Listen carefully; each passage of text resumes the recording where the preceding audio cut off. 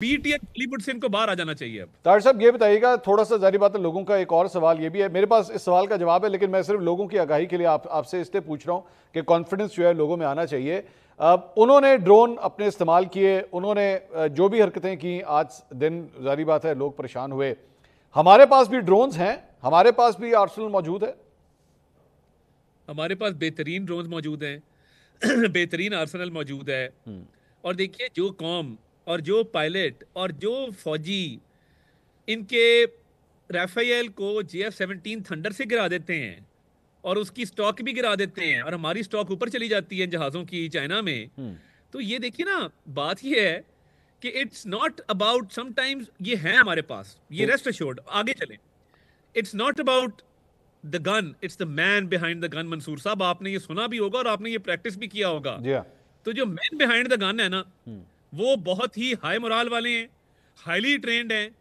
और अक्सर वो जब कोई करते हैं ऐसा मामला तो ये आगे आगे भागते हैं। तो इस दफा देखे ना, हमने टी भी तैयार की भी थी मगर हमें जाके होम डिलीवरी करनी पड़ी है वहां पे। तार साहब, आपकी बात से जो मुझे अब तासुर मिला वो ये है कि पाकिस्तान की जानिब से जवाब दिया जाएगा, तगड़ा जवाब दिया जाएगा, इसे किसी सूरत पीछे नहीं हटा जा सकता। हुकूमत ने यह बाकायदा तौर पे फैसला कर लिया। लेकिन माय क्वेश्चन कम्स है कि ये घंटों का मामला भी हो सकता है, इसमें कई दिन भी लग सकते हैं, दोनों सिचुएशंस हैं।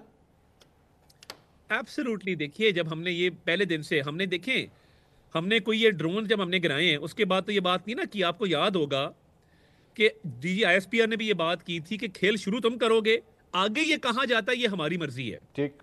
एंड देखिए, नेशनल सिक्योरिटी कमेटी ने भी ये कहा है ना, place and time of our choosing. तो इसमें ये हमारी स्ट्रैटेजी में बहुत सारी ऐसी चीजें हैं हमारे सामने कि इसमें ये जंग जो होती है ना और ये जो एस्केलेशन के मामलात होते हैं, ये जल्दबाजी उजरत में नहीं किए जाते। ठीक। ये कोई गली मोहल्ले की लड़ाई थोड़ी है। ठीक। इसमें बहुत सारे अवामिल आपके पास, आपके पेश नजर होते हैं। और रेस्ट अश्योर्ड, पाकिस्तान का वकार, पाकिस्तान की इज्जत जिस तरह बड़ी है इन राफेल जेट्स को गिराने से। और देखिए मंसूर साहब, मुझे ये बताएं, last time in living memory हमें कोई याद है कि हमने ब्रिगेड हेडक्वार्टर कब इनका उड़ाया था? लाइन ऑफ कंट्रोल पे जो जारी है हमारे इनके साथ मामलात, चले यूनिट का उड़ना समझ आती है कई दफा ना कि यूनिट उड़ा दिया, सही। ब्रिगेड हेडक्वार्टर उड़ा देना, 40 से 50 फौजी मार देना और उसके बाद सफेद झंडा वहां से लहराया गया जी माफ कर दें। सही। तो ये सारा हमने अचीव किया इन दिनों के अंदर। तो we should be proud and we should be very happy with this. तार साहब, इस वक्त एक और सवाल, और ये अब आपके सियासी मुखालफिन की जानिब से खास तौर पे आपके ऊपर तनकीद हो रही है, आपसे मुराद है आपकी हुकूमत के ऊपर। वो ये है कि जनाब हम ये क्लेम कर रहे हैं कि हमने 5 जहाज उनके जो है वो गिरा दिए हैं। इसका प्रूफ क्या है? वो आपसे इसका प्रूफ मांगते हैं, आपके सियासी हरीफ आपसे प्रूफ मांगते हैं। आप इनको किस तरह प्रूफ दे सकते हैं?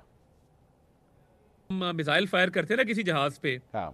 तो हमारे एयरफोर्स जेट्स का एक मैकेनिज्म होता है, उस रडार में बकायदा देखे ना, एक मैं फॉर एग्जांपल, आप एक जहाज चला रहे हैं, आपने एक मिसाइल फायर किया है, आपके जहाज का जो कंप्यूटराइज सिस्टम है वो उस मिसाइल को ट्रैक करता है और आपको दिखाता है कि आपका मिसाइल कहां तक पहुंचा है। ठीक है। और जब आपका मिसाइल अपना टारगेट अचीव कर लेता है तो आपको याद होगा वो एक्स सा बना आता है कि जी वो हिट हो गया है ठीक। और वो तबाह हो गया है। ठीक। तो ये सारा जो इलेक्ट्रॉनिक डेटा है ना मंसूर साहब, हाँ।